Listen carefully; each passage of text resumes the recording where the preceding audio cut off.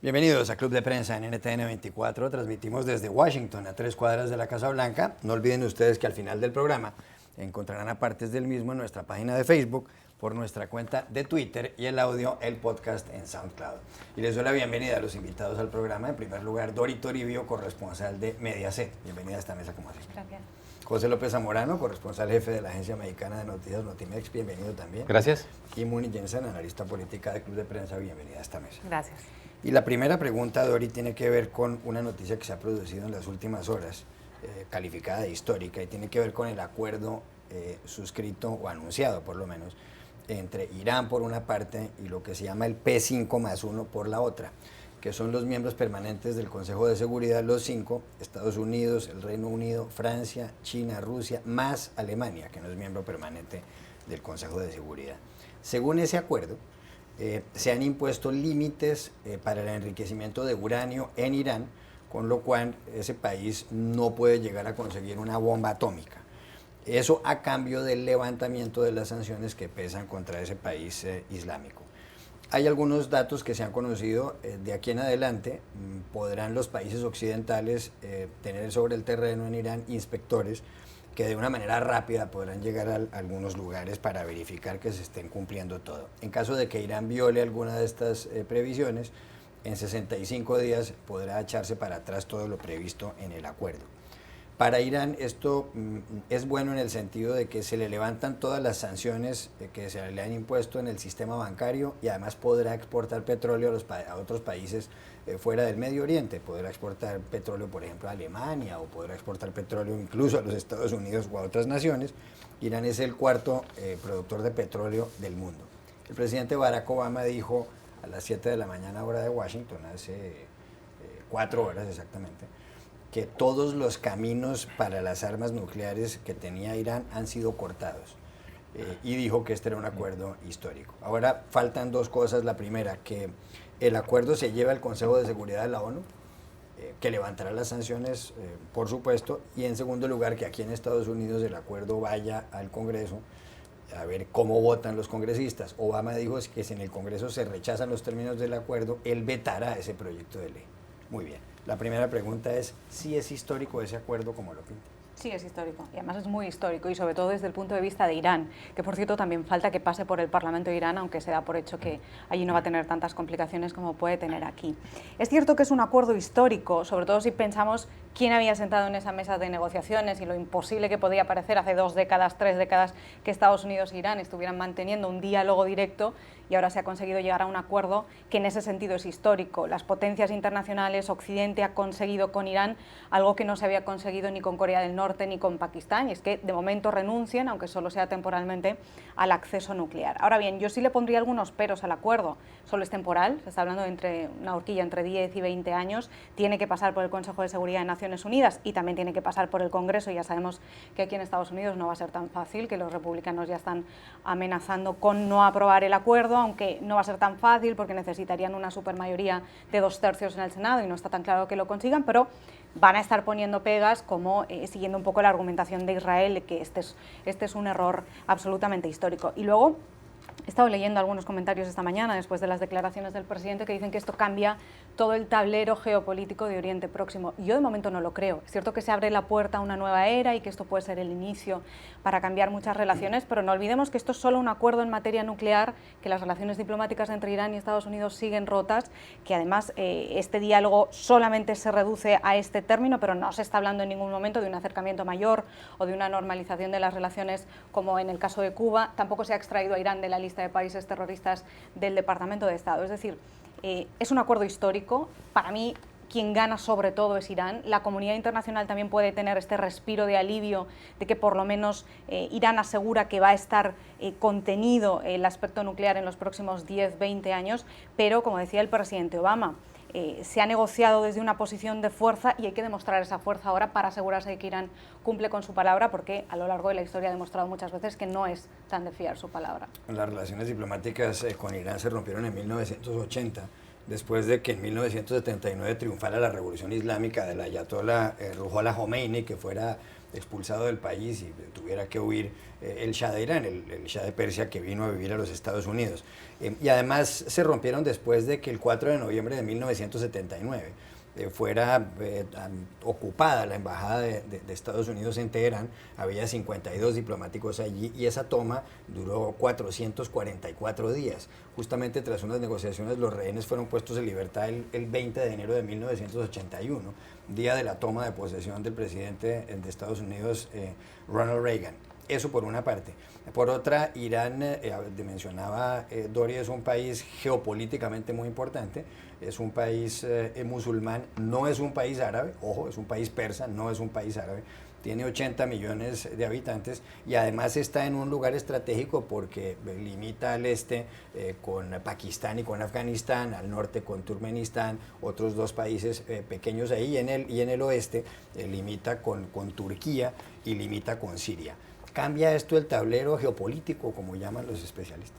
No, yo coincido con Dori, yo creo que no lo hace, pero sí considero que sí es un acuerdo histórico, ¿no?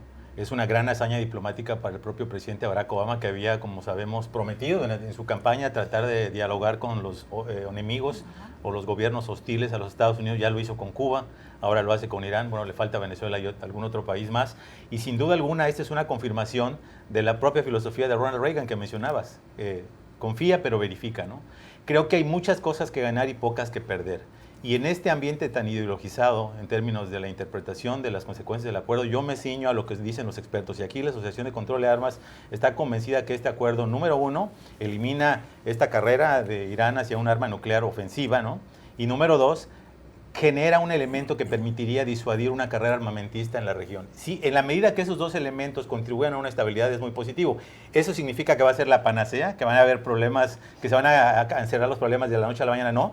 Va a haber reacciones, ya la hubo de propio Israel. Hubo reacciones antes de que se llegara el acuerdo, después la hubo después. Están en total desacuerdo, dicen que el mundo es más peligroso. También sabemos que hay mucha resistencia por parte de Arabia Saudita, de Jordania, de Egipto. Es decir, eso no cambia mucho. Pero parece que las particularidades del acuerdo, por lo que sabemos hasta el momento, básicamente hacen que sea una prueba de problemas. Porque tiene un mecanismo inverso tan interesante donde si, por ejemplo, Irán en 60 días empieza a incumplir el acuerdo, se puede activar un mecanismo a través del cual un comité especial determina si se está incumpliendo, se lleva al Consejo de Seguridad y con un veto, con un solo país que vete, se restablecen las sanciones. Eso de alguna manera es una garantía adicional de que si todo sale mal, en el escenario que algunos describen, bueno, hay una manera de salirse del acuerdo, pero como bien dices, todavía este arroz no se ha cocido, todavía hay un problema serio en el Congreso de los Estados Unidos. Esta mañana veíamos a un grupo de senadores republicanos totalmente opuestos. La clave no van a ser ellos están opuestos y lo sabemos. La clave es si hay suficientes demócratas que podrían sumarse a ese grupo de republicanos para rebasar las 2/3 del Senado que se requerirían para superar un veto presidencial. Yo personalmente no creo que lo haya, yo creo que esta es una victoria que se la van a dar al presidente que está construyendo su legado de último mandato y finalmente yo creo que tarde o temprano en alguna forma se va a implementar el acuerdo. Las relaciones entre ambos países, Estados Unidos e Irán, no empezaron a ser tensas justamente en 1979, sino mucho antes. En los años 50, Estados Unidos era un país muy querido por los iraníes, entre otras cosas porque en aquella época existía lo que se llamaba la Anglo-Iranian Company, que es el origen de la British Petroleum, de la BP, y como los ingleses en cierto modo maltrataban a los trabajadores iraníes, lo que hacían esos trabajadores era buscar que Estados Unidos intercediera ante el Reino Unido para que los trataran mejor, y eso ocurría así. Lo que pasa es que en 1953, cuando estaba Eisenhower en el poder, Kermit Roosevelt, un miembro de la familia Roosevelt que era agente de la CIA, lo que hizo fue instigar un golpe de Estado contra el gobierno democrático en Irán, cuyo primer ministro era Mohammad Mossadegh, un hombre bastante llamativo porque era un orador de tal calidad que incluso lo llevaban en su cama de enfermo con rodachines al Congreso para que pronunciara discursos. A raíz del apoyo a ese golpe de Estado fue que los iraníes empezaron a mirar con mucho recelo a Estados Unidos. Pero ahora hay quienes dicen que este acuerdo que ha logrado ahora la comunidad internacional es también una victoria, no solamente de distensión al ambiente, sino que es una victoria para Barack Obama,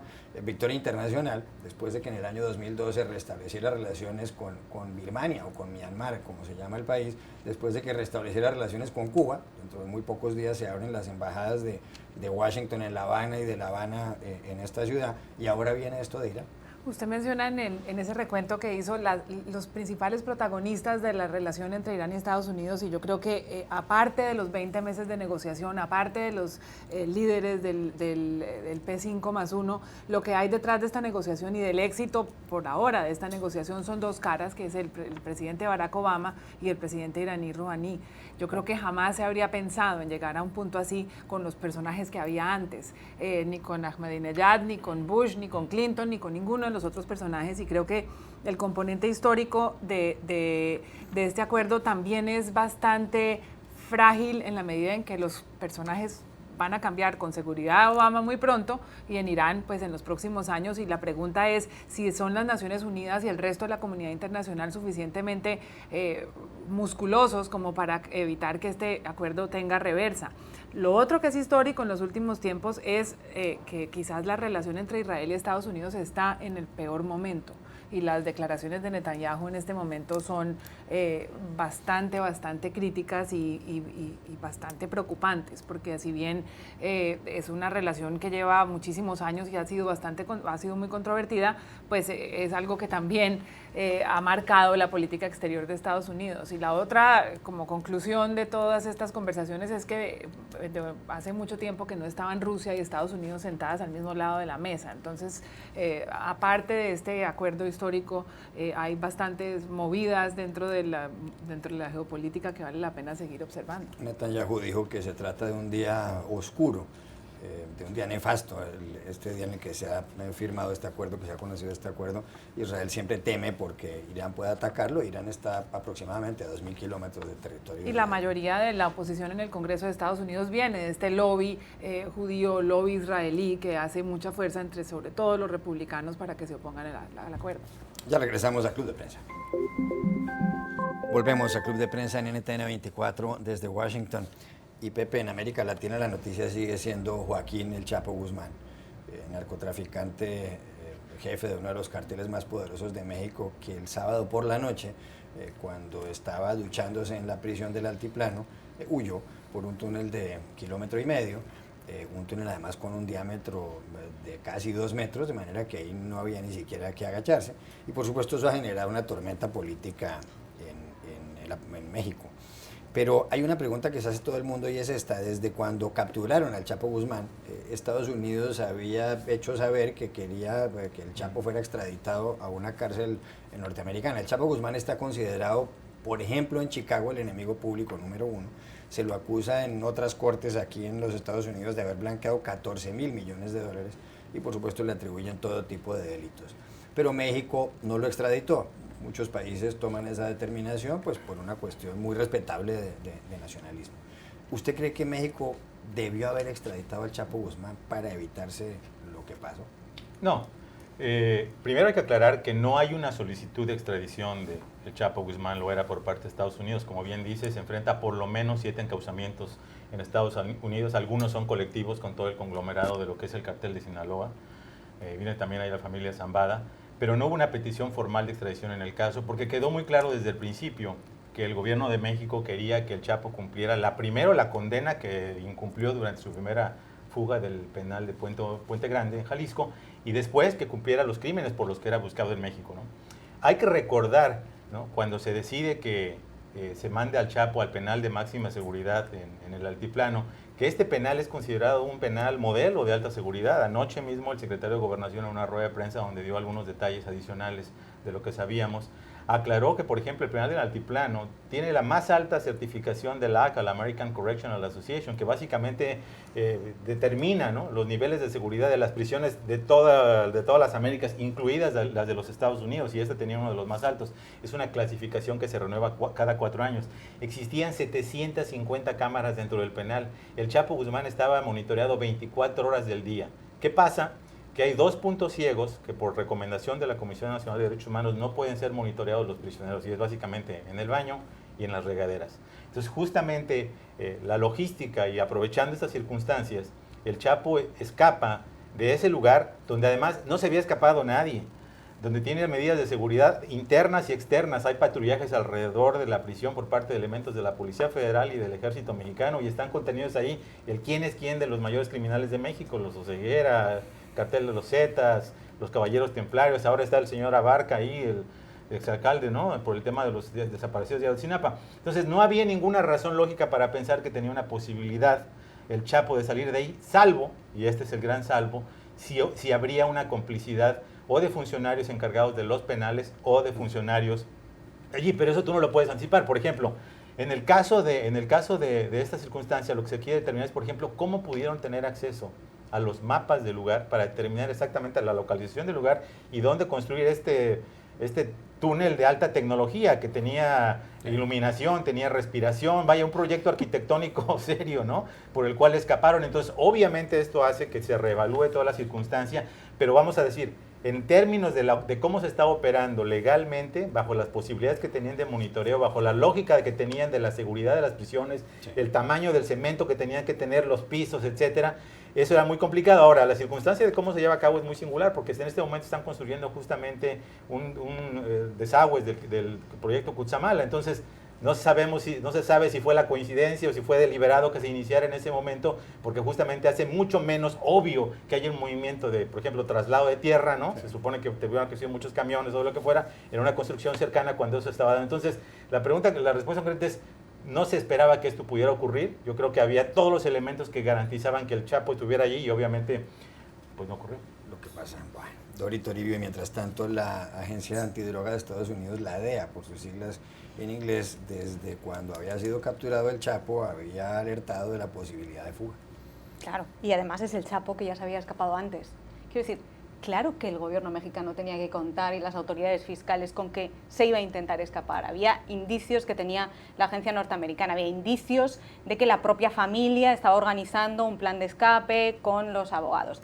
Y yo creo que resulta muy ingenuo pensar, hasta un punto ridículo, que el Chapo no va a intentar escaparse y que además tiene mucho dinero y mucha capacidad y mucha infraestructura para no escaparse, sino irse por la puerta grande con un túnel absolutamente acomodado, con luz, con aire, con incluso una maleta a la puerta para poder cambiarse de ropa y elegir entre los modelos que él quisiera. Es decir, esto para mí es un ridículo enorme, porque además el gobierno de Peña Nieto se había esforzado en decir que esto era responsabilidad propia, que él se iba a asegurar de que no se escapara y que iba a asumir la responsabilidad en el caso de que así fuera, y que no se concedía la extradición, esto dijo la cúpula fiscal en su momento, porque se descartaba que pudiera darse la fuga. Y ahora resulta que no solo se ha escapado, sino que se ha ido, y muy posiblemente con la complicidad de mucha gente dentro de la prisión. Ahí tengo que precisar, ¿no? Esta versión periodística que surgió ayer en el sentido de que se sabía que había planes y que había contratado a exmilitares y gente de abogados para diseñar un plan, se le cuestionó al secretario de Gobernación y él aclaró anoche precisamente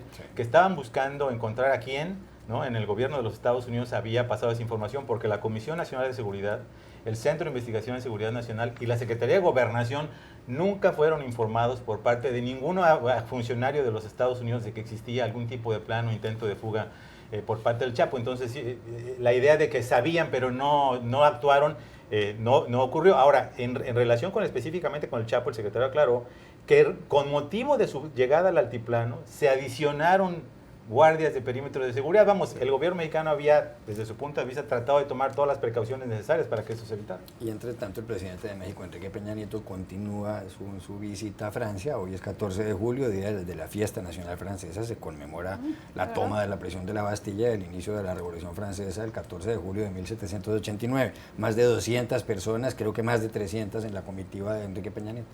No sé si mejoraría en algo la situación tan mala que está para Enrique Peña Nieto que tomara un avión y se regresara. Lo que sí es que ha puesto una lupa un poco incómoda sobre el tamaño de la delegación que está en este momento paseando por París mientras el Chapo está fugado. A mí me llama mucho la atención las versiones según las cuales la DEA tenía información desde marzo del año pasado. Es decir, recién lo recapturaron de que el Chapo estaba en planes para fugarse, y las respuestas de los oficiales de Estados Unidos tampoco han sido tan claras a la información que obtuvo la agencia Associated Press, porque realmente no ha habido ningún tipo de pronunciamiento en cuanto a que oficialmente recibieron esta información, y sin embargo la Associated Press parece tener unas pruebas contundentes. Yo creo que esa es una historia que no va a terminar ahí. Lo que sí es muy difícil es ver cómo va a reaccionar el gobierno de Enrique Peña Nieto, que debe entonces desechar a sus ministros, le han pedido la cabeza al ministro Osorio Chong, eso resuelve algo. Era el único preso que no se podía fugar en México y se fugó. Y las consecuencias para la credibilidad de Enrique Peña Nieto en general, para los éxitos que él ha tenido en la política antidrogas, son bastante difíciles de recuperar. Es casi que con este hecho se han borrado muchas de las, en la mente de la gente, se han borrado muchas de las acciones positivas que ha tenido México en materia de seguridad. Y no creo que tampoco sea conveniente exculpar a Estados Unidos de este proceso, porque si bien no tuvo nada que ver con la fuga propia del Chapo, pues sí la política antidrogas y de seguridad de Estados Unidos y México también debe ser revisada. Bueno, pero yo creo en ese sentido nada más, ¿no? Para aclarar, o sea, yo creo que el hecho mismo de que hagas un repaso de las personas que están en esa prisión del altiplano muestra que ha habido éxitos significativos en contra del crimen organizado. Sí, ¿no? pero se les fue el pez gordo que no se podía ir. Exacto. Bueno, pero en ningún lugar puedes garantizarlo. En Estados Unidos se acaban de fugar 2 presos de la supuesta prisión de más alta seguridad, ¿no? Y cuando hablas de la extradición, ha habido muchas personas que han sido extraditadas de México a Estados Unidos que han acabado haciendo arreglos de negociación de cargos y están por salir de la cárcel. Entre tanto, cambiando de continente, en Grecia, el señor Alexis Tsipras, el primer ministro, después de haber tenido que aceptar las condiciones durísimas que le impuso la zona euro, es decir, la Comisión Europea, el Fondo Monetario Internacional, el Banco Central Europeo, pues tiene que lograr que en el Congreso de su país se aprueben una serie de leyes antes del jueves de esta semana. Pero resulta que los socios del señor Tsipras dicen que no. El socio Panos Kamenos, el líder de los ultranacionalistas, dice que no está dispuesto a votar a lo que se comprometió el señor Tsipras con la Unión Europea, con la llamada troika, de modo que puede ser que haya una gran crisis, incluso puede ser que no aprueben los griegos las leyes que exigen los miembros del Eurogrupo para dar un mayor rescate financiero y seguirles dando dinero a los bancos griegos para que puedan funcionar. ¿Qué puede pasar aquí? Puede ser, no, yo creo que eso es exactamente lo que va a pasar y que Tsipras lo que ha hecho es suicidarse políticamente. Igual ha sido un suicidio inducido, porque esto es lo que querían gran parte de los líderes europeos, entre ellos la presidenta de Alemania, pero lo que ha hecho Tsipras, buscando su parte de responsabilidad, porque yo creo que aquí todos tienen la culpa y todo se ha hecho de la peor manera posible, tanto desde el lado griego como desde la cúpula europea y desde el FMI. Creo que además han demostrado tener la peor capacidad negociadora posible en un caso de máxima crisis como esta desde todas las partes, pero posiblemente quien más responsabilidad tuviera era el gobierno griego, porque quien está sufriendo más es el pueblo griego. Al fin y al cabo, su responsabilidad negociadora es la que está pasando factura ahora a los griegos. Creo que le va a costar políticamente, es decir, creo que es muy difícil que Tsipras y su gobierno se mantengan ahora en el poder después de lo que ha ocurrido, primero porque estamos en el peor escenario posible. Haber aceptado, haber negociado después de un referéndum, primero ha hecho enfadar a toda la comunidad europea. Ha llamado nazis a los alemanes, que es lo peor que podías llamarles. Ha hecho que se hable de una desconfianza en el seno de la Unión Europea, algo que no había pasado hace 3 meses. Sí. Ha aceptado el mismo acuerdo que se había negociado hace un mes, pero a eso hay que sumarle la crisis de los bancos que él mismo ha originado con el referéndum y después del corralito y toda la situación que generó. Es decir, le estaba pidiendo a su pueblo que votara que no, y el pueblo votó que no, mientras él estaba negociando un sí, y un sí de la peor manera con Europa. Entonces la situación es la peor de los posibles. Es muy difícil que ahora él pueda defender lo que ha hecho, porque yo creo que, aunque muchos estaban defendiendo su capacidad negociadora, como que este era un plan magistral, lo que ha hecho es lo posible, tanto para los griegos, que ahora van a tener que pasar una situación muy dura, como para el resto de los europeos que hemos visto, como aquí cada país va por lo suyo y nadie mira por el bien común del euro. Regresamos a Club de Prensa. Volvemos a Club de Prensa en NTN 24 para despedirnos porque se acabó el tiempo. Gracias, Dori Toribio, por haber estado aquí. Pepe López Zamorano y Muni Jensen, y a ustedes los espero mañana nuevamente en Club de Prensa.